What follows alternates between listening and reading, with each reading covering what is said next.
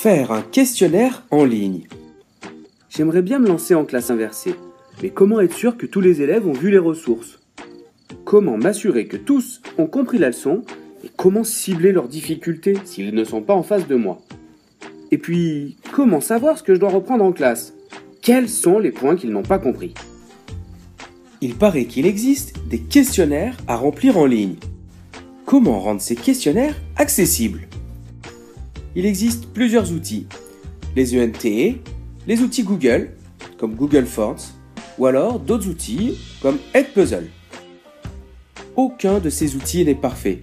Ils ont tous leurs avantages et leurs défauts. Il faut souvent utiliser un énième login et un mot de passe, ou alors il faut se poser la question du stockage des données personnelles des élèves. Grâce aux ENT, les données personnelles sont protégées. Et puis, les autres systèmes ne nécessitent pas forcément d'identifier les élèves. Pour rendre les questionnaires en ligne plus accessibles, il est judicieux de transformer les URL en QR code à scanner avec une tablette ou un smartphone. De cette manière, les ressources sont accessibles sur différentes plateformes. Ouais, forcément, avec les smartphones, ça va leur plaire. Ils pourront même travailler dans leur canapé. C'est pas mal. Dans ces questionnaires, il est parfois possible d'intégrer directement les capsules vidéo. Il faut bien évidemment choisir ces questions en fonction des objectifs recherchés.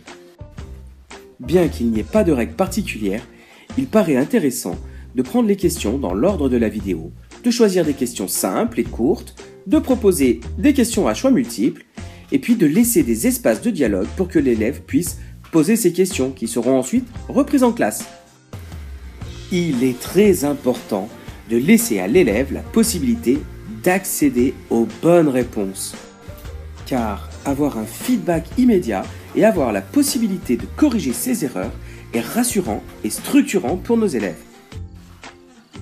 La plupart des outils permettent de connaître les résultats individuels des élèves et même les statistiques de réussite d'un groupe entier. Donc, si j'ai bien compris, faire un questionnaire en ligne, c'est s'assurer du travail personnel des élèves pour répondre aux besoins de chacun. Ça me plaît. Il n'en reste plus qu'à essayer. Lancez-vous!